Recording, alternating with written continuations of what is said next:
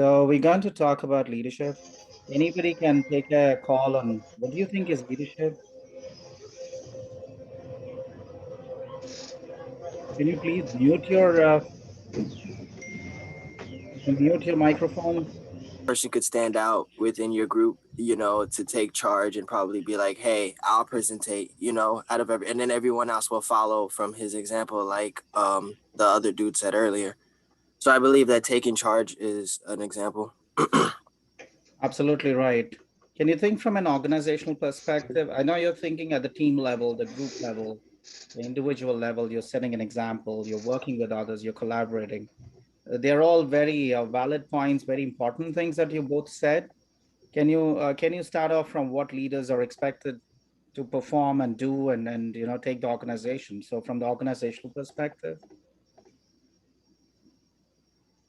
I mean, this question is not just for Kervins or Maher, but anybody else in the class can think about it from an organizational perspective. And can you talk to what basically is leadership, roles of a leader, and what is expected of them? Hello. Go. Can I answer, Professor? Sure, absolutely.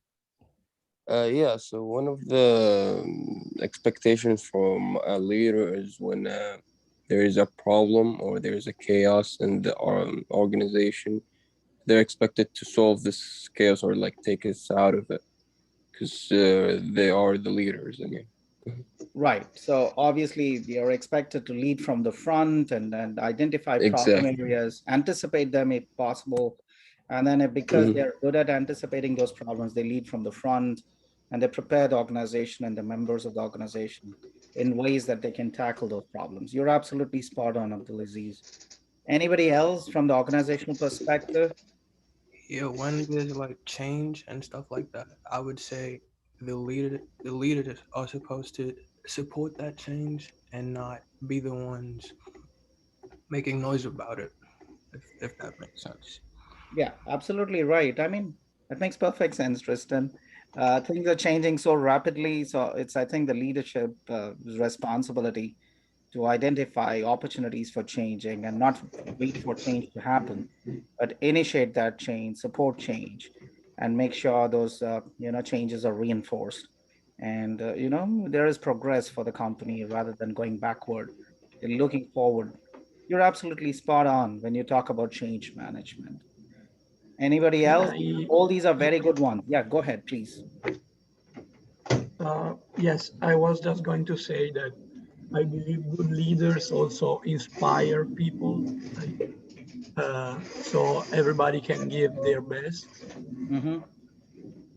You're spot on. Go ahead. Yeah. Yeah. So inspiring people, mobilizing action, getting them to share in a vision, extremely important. So I think when you said, Filippo, about inspiring and others, you're talking about a vision, right? Yes. Okay, that's cool. So that ability to motivate, inspire, lead other people towards a vision, I think that's a very important trait and characteristic of a leader. These are things that are expected. Anybody else we missed out? Yeah, I just want to add something quick, Mhm. and that is the idea that a manager says go and a leader says let's go. Wow, that's great. Yeah. Okay. So it's about we and it's about the organization and it's not about just me or you, right? Yeah, definitely. It's all about bringing the group together as a whole and pursuing a mission as one. That's great. I mean, there are so many things that we can keep talking about. All these things that you raised today are absolutely perfectly spot on. These are very important things that you describe about leadership. And I'll ask you one last question before we start off this chapter. How many of you think, how many of you really think that you're beginning to discover the leader in you?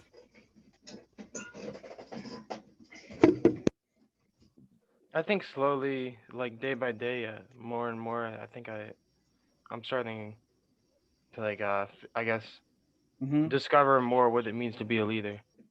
Okay, that's cool. And anybody else?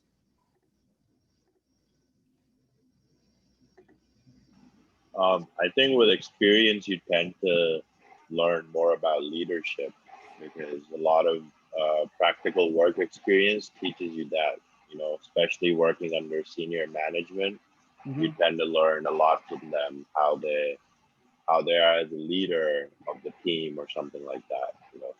So I think because of that, I have learned quite a lot. I'm happy the way you put it. You're saying about experience, and you're also using the word learning.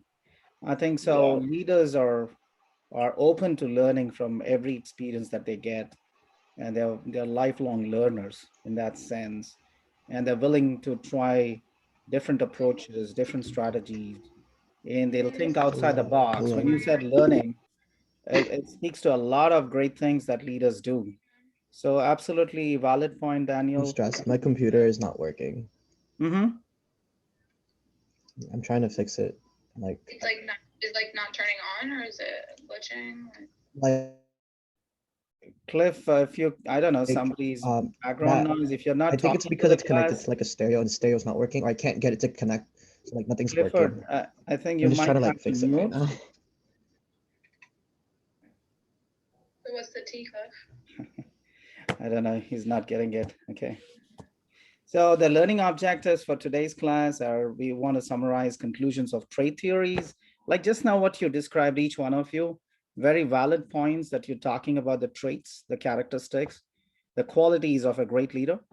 So you actually brought in all those discussions which address the first learning objective, which is on the slide.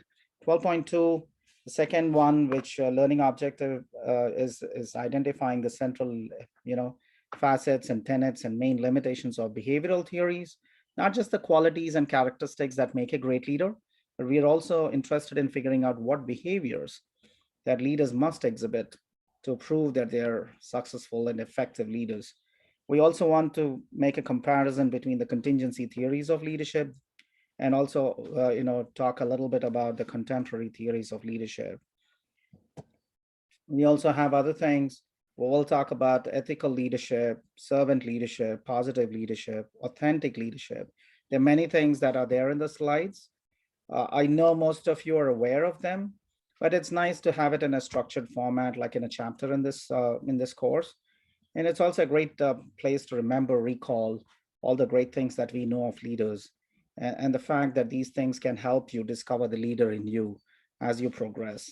So we'll talk about that positive impact that leaders have on organizations, the ability to build trust and mentor and coach other employees in the company. That's a great thing that leaders always do. They nurture employees. They're not just about thinking about themselves and the current crop of employees. They're building potential among employees for the future. So when they leave or when they decide to, take a last day and they call it quits, they have a bunch of people in terms of, say, succession planning. They've created an array of leaders who can take over and continue the good work. Then the last objective is identifying the challenges to our understanding of leadership. Always we end up every chapter that way. So summarizing trait theories.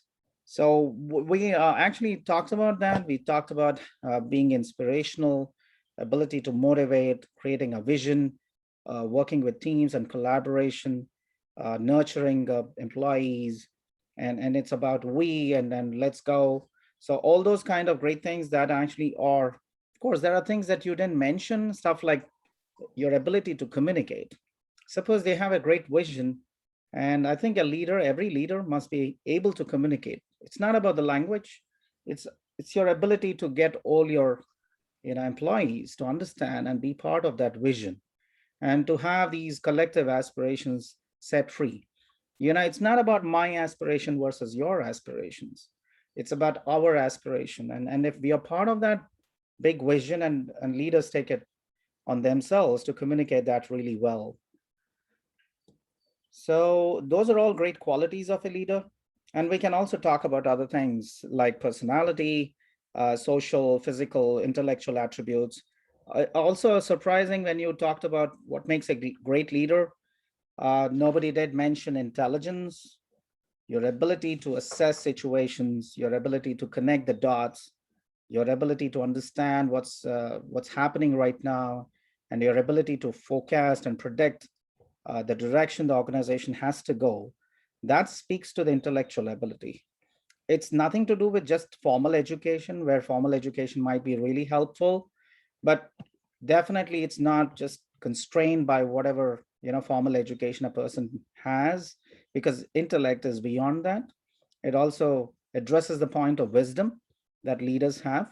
And these are all great characteristics or traits. And that's why these theories are called as trait theories, because they focus on personal qualities and characteristics that make a great leader. And everything that we discussed till now, till this point of time in the class, actually address the qualities, personal qualities, and characteristics of a great leader. And all these are essential in whatever measure. I mean, they can, I mean, this is not an exhaustive list. We can continue on and on. Honesty, transparency, ability to treat people with dignity and respect. You did mention you're not going to insult people. So all these things are all traits of a great leader. And the early focus on leadership was based on these qualities. Now, can you pick in this class? I just want to ask you, because we are still on the trait theories, can you pick any great leader? Say historically, leadership in countries, politically, leadership in companies, in organizations and businesses, not-for-profit organizations, the community leaders, anybody who has inspired you and continues to inspire you? Malcolm X. Who's that? Rumi. I said Malcolm X. Mm-hmm. And what actually inspires you from this particular person? He stood his ground. He was strong. He was effective. I guess you could say he was effective in a way, even though he was always in danger. At some point in time, political or otherwise, some leaders in some kind of danger. But Malcolm X stood his ground, and he personifies leadership in a strong way. It's not, yeah, you bring up very good points. When you're challenged, when you have difficulties, that is when leaders can pick themselves up, and not just themselves, they can pick others around them, and again, show them the direction to go, and have this powerful persona that they can inspire people towards action and not to give up that easily, correct? Correct. Yeah, thank you for that, Ruben. Anybody else who continues to be inspired by a leader?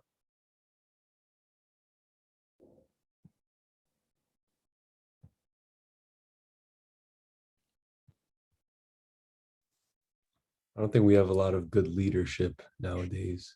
There you go, Arbor. I think you bring up a very, very valid point, Arbor, because the fact that we want to study leadership, and then the fact that you say that there are not many leaders whom we can use as role models for a very long time, that actually reinforces why we should understand that all of us have those abilities, and we need to work on ourselves to figure out the leaders we must be, because the world and the companies, the organizations, everybody needs leaders. Leaders who are good, leaders who are sensible, leaders who work for a cause, leaders who inspire good things, and leaders who can contribute to the welfare of people around them, and they're not selfish. We need those kind of leaders.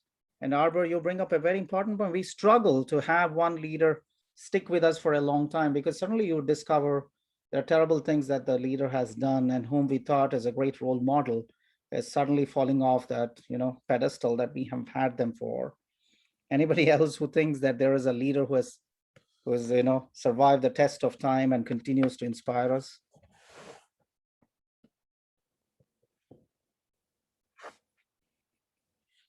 Okay, I'll give you some time to think, and if you want to stop me in between, please go ahead, because this chapter is such an important thing. I think we are all great leaders in our own right.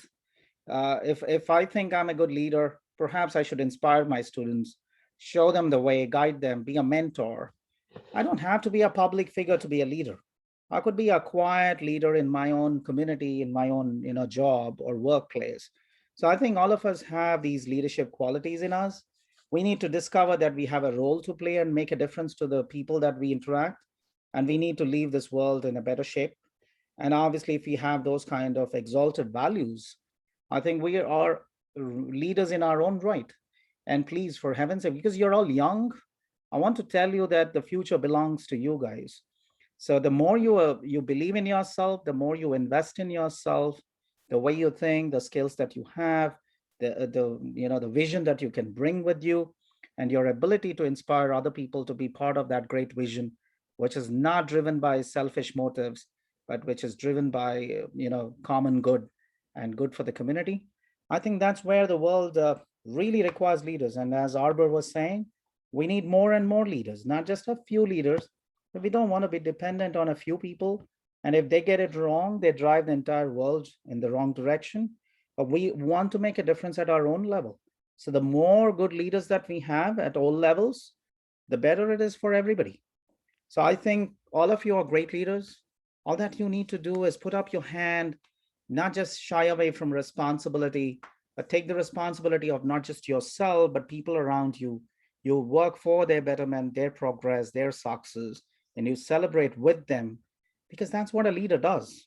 So again, going back to the trait theory, the big five, if you remember the personality chapter that we had, we had a full chapter on personality, which talked about the big five. And also we had the MBTI, Myers and Briggs type indicator. So obviously, some elements of extroversion is good for a leader because they can talk, they can socialize, they can network, they can make friends fast, and they have a better chance of influence because they are extroverted. Their network grows faster, their circle of influence grows wider, and obviously they can not simply confine themselves to one country or one company or one region.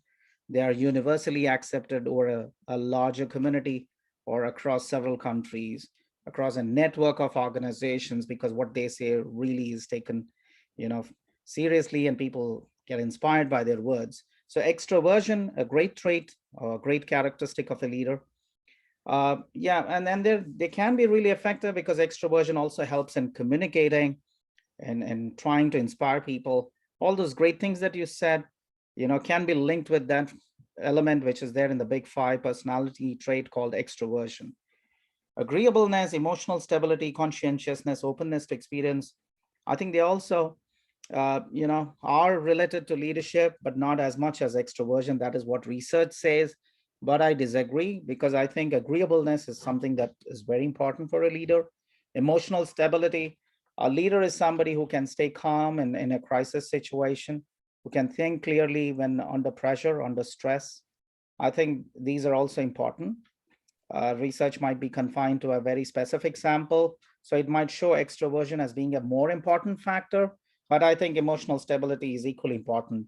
And then conscientiousness, your responsibility towards the team, towards the organization, towards people around you who work with you. I think that there's no compromise on that.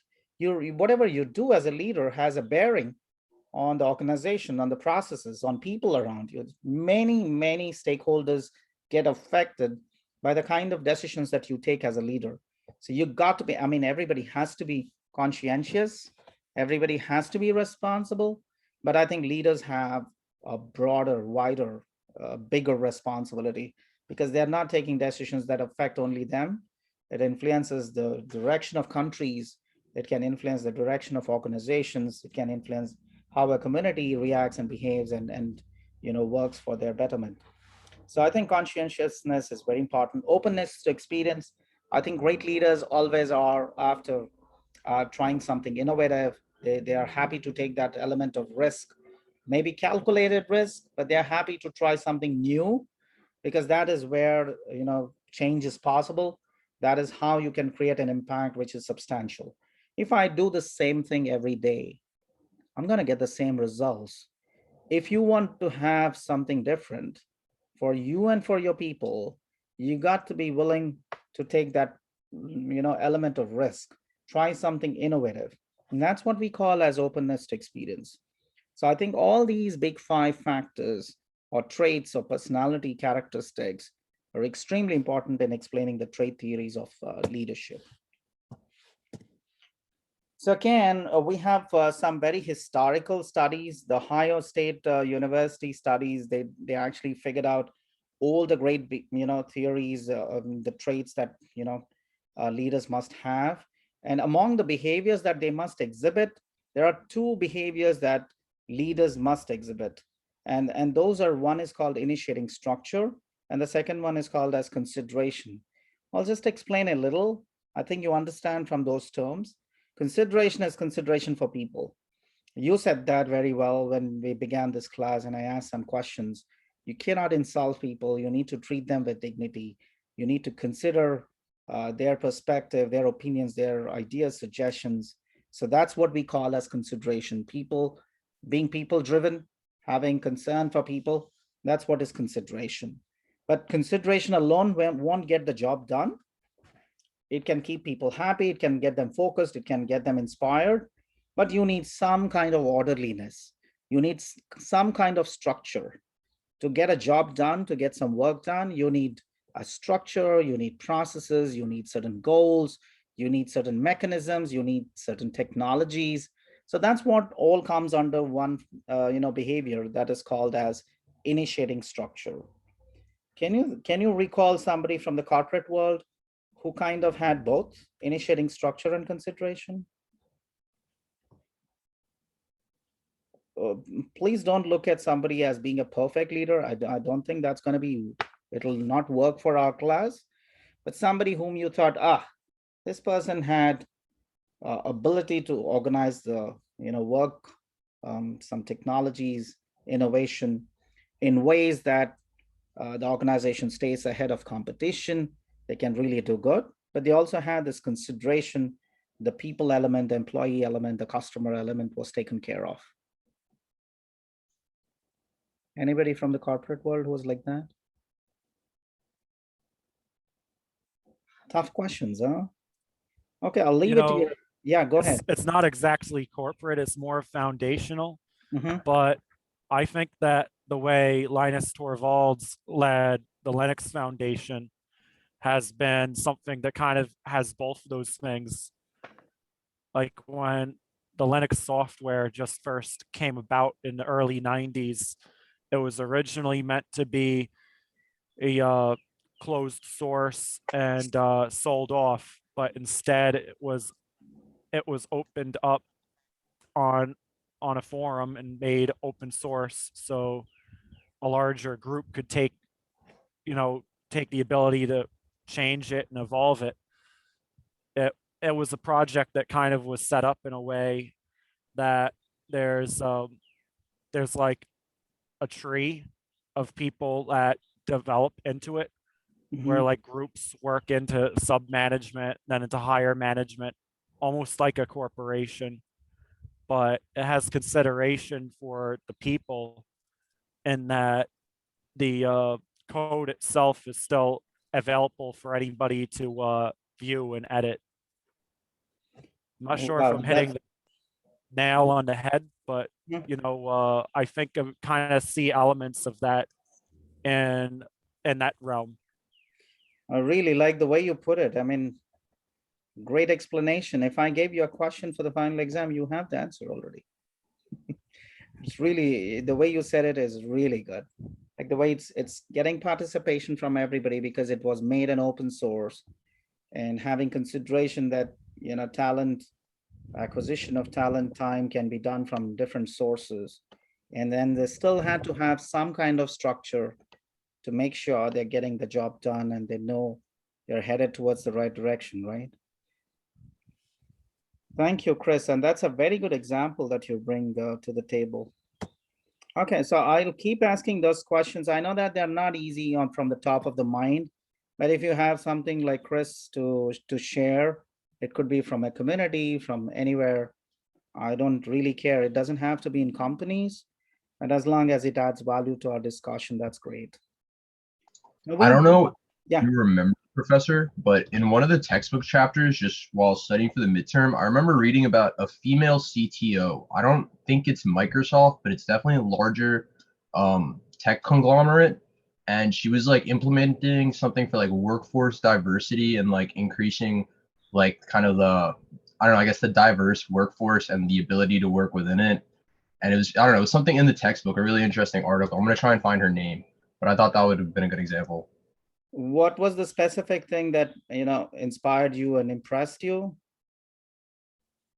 That she was like a female CTO, and she was in the textbook quoted as being very cool under pressure and handled decisions very well for her overall workforce, implementing those things like workforce diversity and taking into account for each of the groups in the workplace. Mm-hmm. And it was also like kind of like I was a part of the textbook where they talked about females in STEM during the workforce diversity chapter. Mm-hmm. Thank you for bringing those examples. I truly appreciate when you speak about diversity, and that's such an important thing today. Suppose you know ways that you can have greater inclusion and support diversity. And if you have evidence to show that you've supported diversity in your portfolio, in your resume, in the activities that you've performed and the impacts that you've created, I think that will get you real good jobs. Most of us do not see the prospects of getting a good job based on what we do in support of inclusion, what we do in support of diversity. So you bring me a great opportunity to tell everybody in this class, guys, it's not just about the technical skills. It's just not about the technology and tools that we use. It's about your people management skills that actually really counts. Because when you get a group of people to work on a project and achieve something really big, it gets counted for those individuals who are actually working, it gets counted for the teams, and it gets counted on your resume because you were the person who created that vision, who mobilized that action, inspired people to come together, inclusion of people around you, supporting diversity around you, and having to achieve something big. That really goes off as a bullet point in your resume. So I would think when you work, any opportunity that you get to work with, diversity that's there in organizations, you should jump and be a team member, or you should be able to lead that team, because that really will impress people if you're going for a higher level job, because it demonstrates your ability to lead. It demonstrates your ability to create a vision that's inclusive, that supports diversity. So I cannot emphasize more of the importance of what Drew was talking about just now. It's a very important thing. So if you can do anything that way, having that kind of vision for yourself, you'll be doing yourself a big favor. Okay. Thanks, Drew, for that real good point that you bring. Now we go off to something called as contingency theories. Now the word contingency itself speaks to the situational, differences that you will face as a leader. What kind of context, what kind of situations you go every day, those situations can keep changing. And that means there is no one specific leadership style that fits all situations. If you are having a different situation, you might pick and choose a different leadership style. If the situation changes, if the context changes, then you might pick and choose a better style that is fit for that particular situation. So that's the meaning of contingency theory. That means the leader should be able to adapt his or her leadership style based on the situation that's emerging. And if you look at what's happening in today's world because of technology or because of the pandemic or because of political reasons, the embargoes, the legislations, the sanctions that can be around, things change rapidly. And I cannot tell you, everything has a huge, kind of impact and very rapid impact. Technology can rapidly change the way businesses are done, how customers would actually transact with you as a company. Pandemic can change suddenly, the format, business formats. Your earlier formats might not work as good because of the pandemic itself. Certain situations between countries like US and China or other countries can dramatically affect your businesses. So obviously, whatever leadership style was working before might not work now because the situation, the context has changed. And I cannot tell you how important it is for you to be able to adapt easily. Sometimes, leaders could actually can outgrow themselves. I'll put it this way: they can live past their shelf time because they have not been able to adapt continuously. Suppose I'm a great leader. I've achieved a lot of things fictitiously. I have not done any of that. Suppose I'm a great leader. I've done a lot of things. And I'm a firm believer of my leadership style. But things have changed. My followers have changed. The people that I work with have changed. They have changed, and the technologies have changed. The pandemic has changed a lot of things. And I'm not cognizant to those kind of changes, and I don't really realize that I need to adapt. I'm not necessarily a bad leader now, certainly, but I didn't adapt enough, and that can make me look bad. So, I've seen a lot of good leaders outlive their time, and somehow they have not adapted because things have changed so dramatically. So that's another challenge that leaders might have. So this theory that we're talking, that leaders must have to change their style based on the situation, is so relevant. This is an old theory. It's not very new, but it's still relevant. And No Fiedler basically did a little questionnaire called the least preferred coworker questionnaire. Suppose I'll just take somebody's name here, for example, nothing personal. I'll suppose if there is Chris in this class, and if I say Chris is my least preferred coworker, I don't like to work with him, so he's my least preferred coworker. How will I describe Chris? As being somebody who's open, who's is not open to ideas?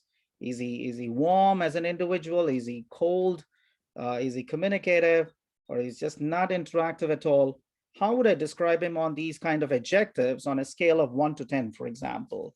So if you give me a questionnaire like that and ask me, because we know Chris is your least preferred coworker, I warn you, don't have to take names, but if I know in my mind I have one individual who is my least preferred coworker, and ask me to rate her or him on a scale of 1 to 10 based on certain adjectives. And if I rate Chris 3 on almost everything, 3 being low, I mean 1 being the lowest, of course, 10 being the best. If I rate him 3 on almost everything, it means I'm very task oriented. I am not going to be considerate to Chris because he's my least preferred coworker anyway. But if I give Chris, say 6 and 7 and 7 and 6 on certain things, though Chris is my least preferred coworker, it means I'm having this kind of relationship-oriented kind of leadership style. I'm not that task-oriented. I'm more relationship-oriented. I care for Chris. And even if he's my least preferred coworker, I think I can manage to work with him. I think I can negotiate. I can convince. I can persuade. So I'm that relationship-driven person. Because I rate my least preferred coworker moderately high, like 6s and 7s. I still will not give him 8 and 9s and 10s, of course, but I don't go so harsh and give him 2s and 3s on a scale of 1 to 10. Did you understand how the orientation can be different? It's not necessary I will stay like that. I might suddenly become a more relationship-oriented person from being a task-oriented person. That I could do, because based on the situation, based on the context, I can choose to change my leadership style.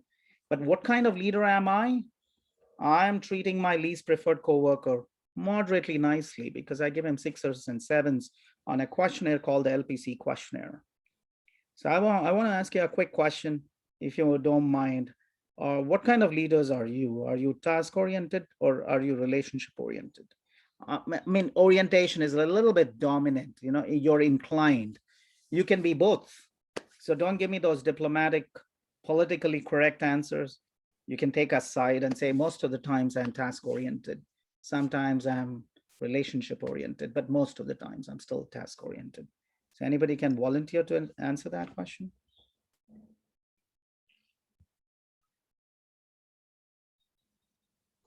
I would say personally, I'm task-oriented. Okay. And do your team members like you for being that? I don't entirely know. I feel like when you're working with other people, especially, it's definitely good to keep in mind like what you're saying to one another and the efficiency of how you communicate. But as long as you're staying on topic, I mean, I don't really think that there's anything like else to really consider within that. Like you should be focused on the task. Everyone should be doing what they're supposed to be doing and thinking about. And when the task, is complete, that's when you can celebrate as a team and build a stronger relationship, I guess, once you like achieve something. I like this real nice pep talk that you gave, Dhruv. It really speaks to the kind of strong leadership abilities that you bring to the table. I truly appreciate that. Thank you for sharing that. For sure. Anybody who thinks they're relationship oriented and still can get the job done?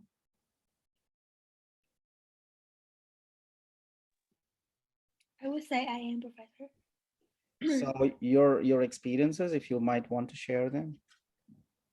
Well, I mean, I think most of the time when I work as a project with other people, like research based or anything like that, I would like to know the person better and know how to motivate them to work, because I know that, for me, if I have a boss or a leader who just text me and say like, hey, did you do your work, and it will like affect my emotion somehow, and then that's how I feel. So I want to be the leader that I wanted to have. Because you're saying that your relationship oriented trend, is it more emotionally draining to be a relationship oriented leader than being like Drew, who is very task driven? I think it's really depends on the persons. Like, if you train yourself enough to like step back whenever you get into involved with the person, is I think it's basically every relationship you have. Like, you have to make sure that you are take care of yourself first, and trying your best to control and balance everything around you. But do you have any challenges being a relationship oriented leader and getting the job done?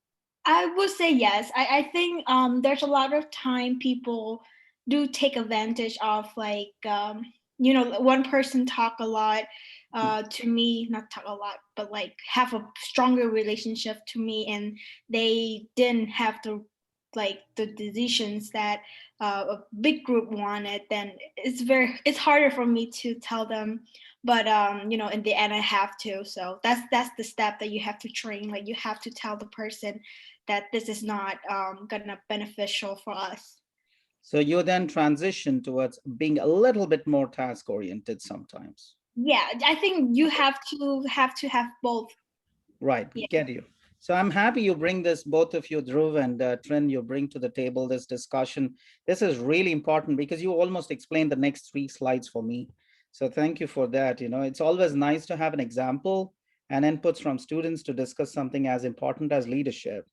So then in organizational context, how are situations described? They're described based on what Trin was saying, the leader-member relationship. Is that very strong? There's a preference for interaction, there's a level of trust, and that's why the leader-member relationship can be either very strong, or they could be on the other side of the continuum, which is with being very weak relationship. Task structure, are they very highly defined tasks, or they're moderately defined, or they're very loosely defined or less defined tasks that we are performing as a team? So the situation also will depend on the kind of task structure. They're defined or they're not defined at all. Position power is, again, because Trin, you're saying sometimes being relationship oriented takes a lot of time, a lot of effort trying to get people to do what they're supposed to be doing. Not like Dhruv. Dhruv might, because he's task driven, he might get that job done. He wants to be on the top of the game and then make sure everybody's focused on what has to be done. So it might require a little bit more of energy and effort from your side, Trin. What is key for your case is that you should have a higher position power in the organization. You have this ability to reward people. You have this ability to punish people if you want to. You have this ability to actually put these members of your team in contact with very special networks, and to get them the kind of recognition and growth opportunities they would have not otherwise, without your help, they would have not got these possibilities happen to them. You got it, Trin? Yeah, Professor. So if you become very, very charismatic, you carry this aura around you, you're very networked, you're capable of influencing and putting people in situations which they would have not been able to do without your help. If you're in that kind of position, and then you're relationship oriented, you will get the job done. You're not going to put so much of effort. When you say something, they'll say, oh man, Trin is saying this, I have to do it. You got me? Because of your charisma, because of your access to networks, because of what you can and what you bring to the table as a person. You're an authentic person. You're a person with credentials. You have a proven track record. You can show for yourself, you can demonstrate what you're saying. So when you say it, you can still choose to be a relationship-oriented person and get the job done. I'm bringing this from my experience of working with different kinds of leaders. I've had the misfortune of working with leaders who are pretty narcissistic as well, self-centered, selfish. Yeah, they call themselves leaders. They are not actually leaders. They're more like managers who are bureaucratic and autocratic. It's sad that you find a lot of people that way, and that's the reason why Arbor, for example, is saying we don't have that many good leaders these days. So when we take leader-member relationship and then task structure and position power at the bottom here, that is what we are using for describing the situation. And if everything is good, high, and strong, the leader-member relationships are good, task structure is highly defined tasks which are there, a position power, as I was explaining to Trin and everyone else, that you might have a lot of power in your position. If all of them are really strong, then you say that situation is extremely favorable. But if some of them are good and some of them are weak, and that kind of combination of strong, good, and weak, and poor, you call that situation as being moderate. And if all of them are terrible, that leader-member relationship is bad, task structure, we are not sure what is to be done, how it should be done, the position power is weak, the leader has no control over things or over resources, that situation is pretty unfavorable. So Fiedler, when he did his research, he found out in these extreme situations of favorable, unfavorable, you see the dotted line? This is the dotted line, which talks about the task-oriented leader. Somebody like Dhruv, suppose because we are assuming that he's the task-oriented leader in this class, he's going to be extremely successful in these crisis situations, which are very unfavorable. His performance is going to be really good when the situation is very favorable. He'll get the job done quickly. He can give them more work. He can get more output. He can become really efficient because the situation is so strong. He'll just focus on the task, get more and more done. Have you seen people do that? You finish a job, they give you more. You finish that, they give you more. You finish that, they give you more. Have you seen people like that? We are not indicating Dhruv is like that. Okay, he'll be a little bit more considerate towards us if we work for him. But this is how people, because the situation is good, get it done. So for example, I'll give you a nice example. We did the STEM CIP codes for the MBA. All of your, doing your bachelor's. So just in case you want to do the MBA, I want to tell you that our MBA is STEM certified or STEM designated. STEM is having a 3-year OPT, optional practical training.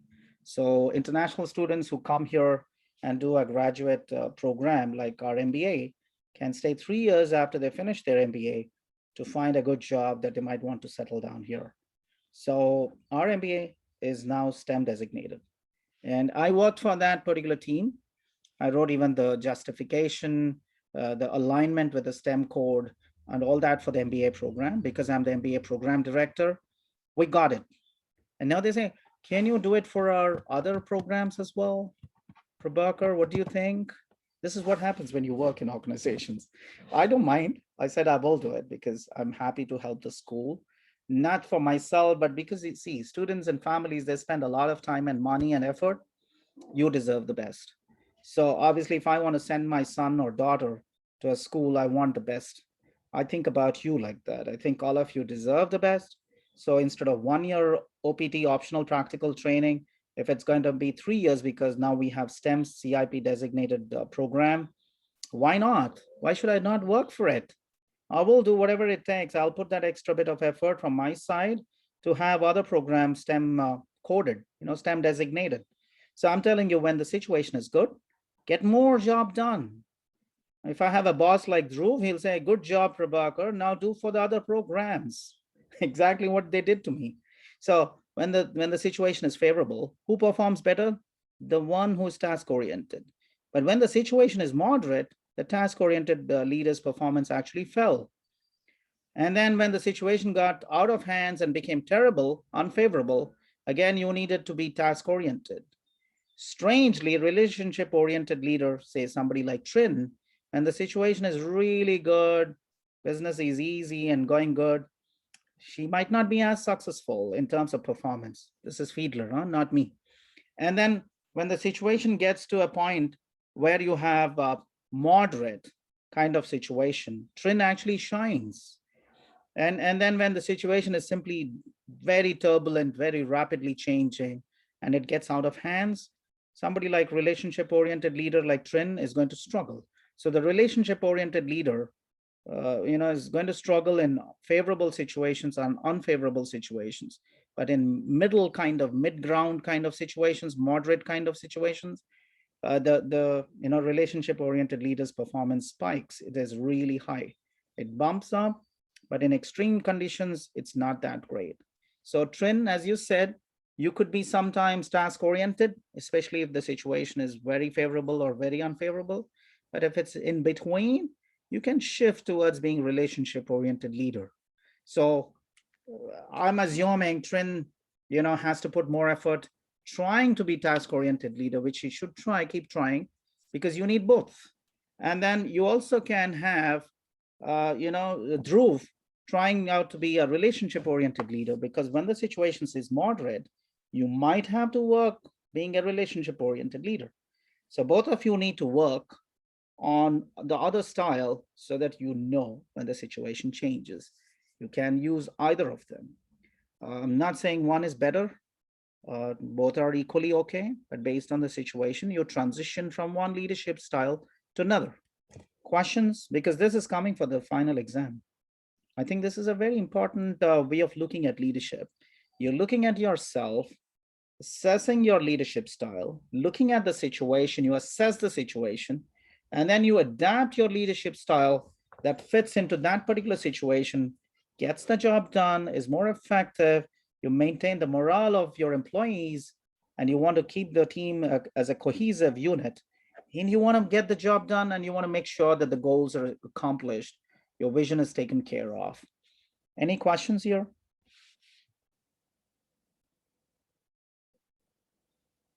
Okay, I'm assuming that you understand. So that's what we spoke about situational leadership theory. It speaks to selecting the right leadership style. And again, somebody like Robert House, he spoke about another, situational leadership theory, which talks about two different styles, directive and supportive. There are two different situational leadership style beyond these two, task-oriented and relationship-oriented, which we just discussed. Robert House talked about two different styles, directive, supportive. Directive is when you want to give sense of direction. You want somebody to do something, and you're actually dealing with people who don't have that levels of maturity. For example, you're leading a bunch of people, employees who are rookies, who don't have enough experience. You got to be directive, give them what they need to do, how they should be doing it, what approach, what strategies will work for them, what will get them to get the job done really effectively with high quality. So you are kind of a directive leader. But suppose you're dealing with followers who are mature, experienced. They have done this over many times in their life. They know exactly how to get the job done. Such leaders require the support. It could be talking to them, giving them access to resources, or supporting them with the kind of recognition and rewards that they're looking for, or giving them the teams that they're happy working with. That kind of support is required for dealing with mature, experienced employees. So it's all up to you. You don't want to be directive when you're dealing with a bunch of professors, for example. Suppose I'm the dean and I'm dealing with a bunch of professors. They don't want to be given directions. Do this, do that, do this. Because professors are smart. They've done research, they have done PhDs, and they have had consulting experience. They've dealt with people. So they don't like being given directions. They need support. So I might transition, rather than being directive, I might transition to being more of a supportive leader. But suppose I have a new professor. For the first time, he's joining as an assistant professor or an instructor. He's just beginning, or he or she is beginning of their careers. I might still be directive. I might say, do this. This is good for you. And they're okay taking those orders because they don't have the same number of years of experience, either with students, with teaching, with research, with consulting, with engaging with, stakeholders of the university or the school. So they are okay taking directions because everything is a learning process. So you might transition being from a directive leader with somebody, with X individual, you're directive, with the rest of the people, you're very supportive. So all that depends on purely situations that you're assessing. Now, path goal theory also talks about that. It's about how you can lead people towards achieving goals. And this is also coming from the Ohio State University research, which talks to both things that we just discussed, in the earlier slides of initiating structure and consideration, for which Chris gave a great example comparing Linux, development, software development, and the open source coding that was given as an option. And if you can manage the expectations that individuals have of themselves and what they want to accomplish, either by using, say, directive or supportive leadership, that's fine, because you have both consideration for the individual, their skills, their talent, their time, and you also know an order and a structure. See, most of us are caught up. Trin, for example, you more towards consideration. Would you agree?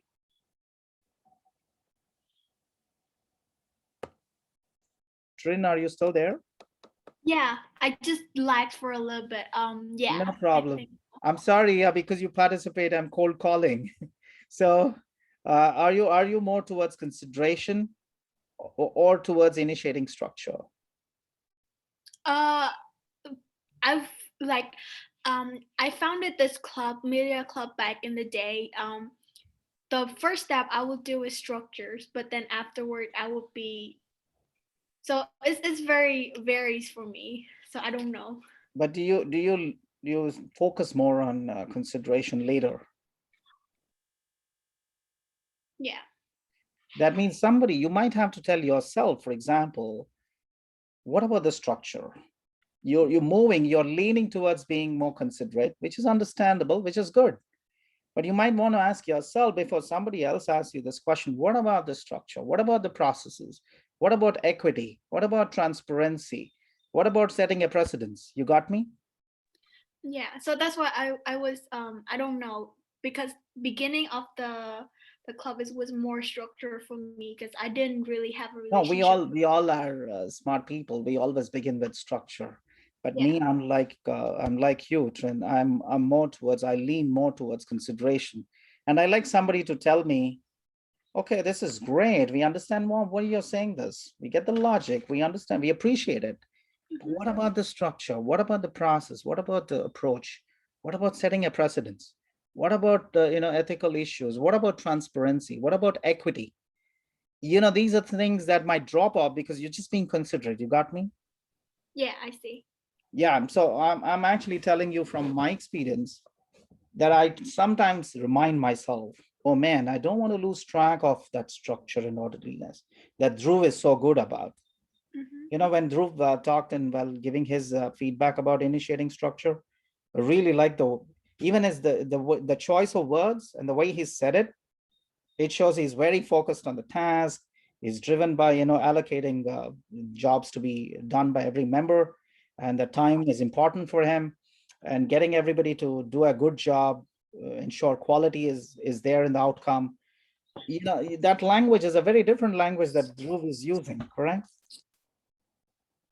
Professor, it's funny because when you were talking about how task-oriented leaders kind of just get piled on too, like I literally started getting flashbacks to my last job, because that's how it is. Like for real, if you get like an easy job and you know how to do it, they're just gonna keep piling it on you like all day, never endingly, and it's insanely frustrating. But it's cool because you kind of learn to like balance efficiency into each minor task to increase the workflow as like a whole. Right, and that's the reason why you might want to make sure that you don't overburden those people who are already doing a great job, because they'll suffer from burnout. So consideration to them, and be task driven to those who are taking a free ride and who are not contributing enough. You got me? Yeah, like my boss is definitely like that consideration side, because he used to take us to like lunches and like kind of like internship like orientations just to like keep us motivated. That's cool. So those are the things that you pick up from people, also from yourself, because you do certain things and you say, wow, I did a good job, and then it's created a positive impact on my team members. So you learn from yourself and your experience as much as you learn from your boss and what your boss does. So I think these are all great things that you need. What we are doing in today's class is to bring up those great things that you're doing and acknowledge that you're all good leaders in your own right. My purpose of this chapter is not to just teach you some models and theories and test you in the exam. The purpose of teaching this class is more to help you understand that you're leaders in your own right, and then you can get better at that. Okay, then there is also this interesting theory called the LMX, leader member exchange theory. I think I'll do half of the chapter today. And try it right now. Somebody has to mute their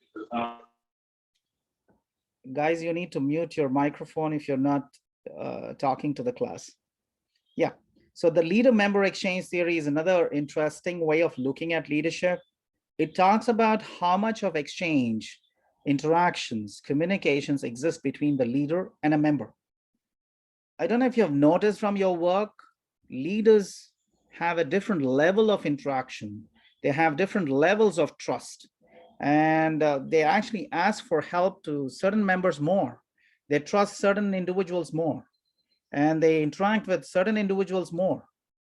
So all those more, members who contribute to the leader and the leader's purpose more, members who can get the trust of the leader a little bit more than the rest of the people, and certain members who talk to their leader much more than the rest of the employees. They belong to a group that we call as the in-group. It's here. The in-group is here.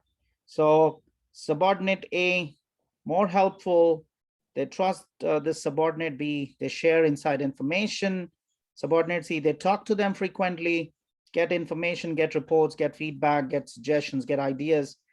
So these are ABC, these three individuals, they become the in-group for a leader. Because of things like personal compatibility, subordinate competence, you must be special, you must be different, you must be versatile, you got to be multi-skilled, and perhaps sometimes or extroverted personality that you can interact, you're sociable, you're affable, you're someone whom everybody can take a liking to. You could have any of these things to become part of the in-group. I'm happy to say I'm part of the in-group. I can say it openly in today's class because my boss trusts me more. He talks to me frequently. We're like family in the sense that we are a family of professional friends. And if there is a crisis, if there is something urgent that has to be done, my boss will ask me to do it. And sometimes it's like, oh my God, am I doing so many things? Am I going to do a good job? But I do it. It's because of the trust that they have on me and the level of input and the level of confidence that they have on me. So I'm one of these subordinates, maybe A or B or C, which is part of the in-group. I've been like that since 2008, since I joined New York Tech. My boss joined in 2008, so did I. So we're very good, I'm happy to be part of the in-group. Then there are the rest of the subordinates, D, E, and F. They are different individuals where the leader simply shares formal relationships. This is what they call as the out-group. Now the in-group generally is, suppose we have 60 employees, let's assume the in-group is generally not more than 6 or 7. The out-group is a large group where you have formal relations and you can still be task-driven, and there's not much of a relationship-driven kind of bonding with the leader. So the in-group gets led, the out-group actually has just management. So it depends on, simply one thing that is being referred in this slide called exchange. It could be an exchange of trust, it could be exchange of interactions, it could be exchange of helpfulness, and of course, driven by compatibility, skill level, your personality trait like extroversion. It could be any of these or a combination of many of those. So one quick question before we go off to the next slide. Is there anybody in this class who think they're in group for their leader?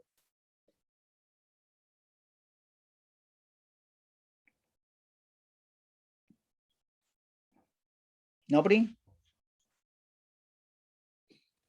Okay, if you're already leaders, is there anybody in your in-group? Maybe the one who talks the most, I guess. No, I'm talking about, suppose you're You're speaking as a leader or you're speaking as a team member?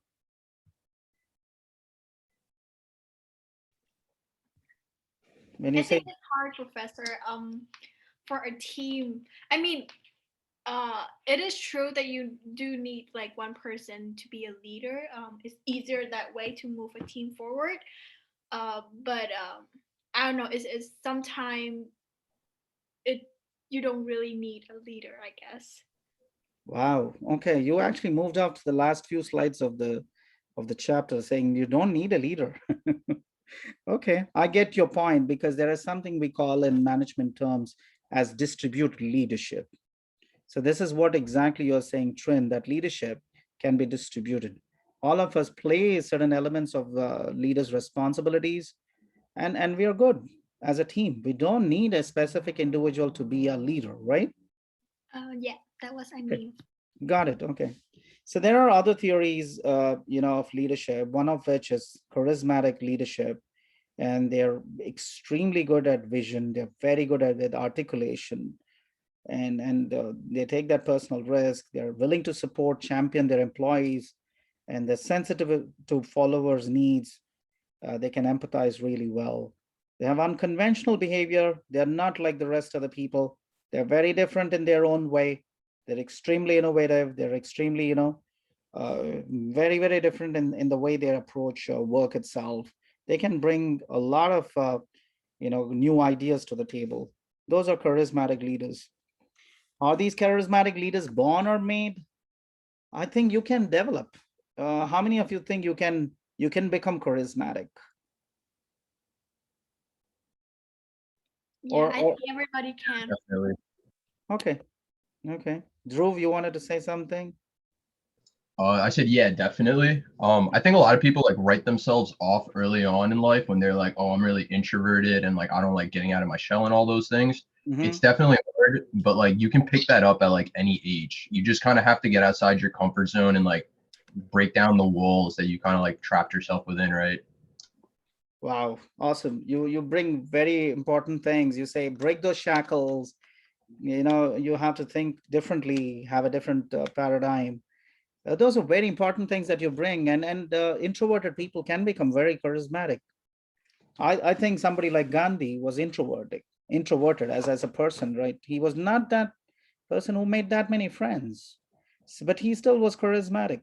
So they might require more effort, they might require a lot of energy, but that energy comes from the values that they have, the discipline that they carry, the role models that they can be, and perhaps a little to do with the humility that they bring to the table, the honesty with which they can communicate. And such people, even though they are introvert, they can overcome that shortcoming and still be very charismatic. They bring that aura. Their presence creates a huge impact. So they can inspire people because they're so humble and so knowledgeable, so true to their values. And that's why they continue to inspire. So they bring out the potential in followers by tapping into their emotions.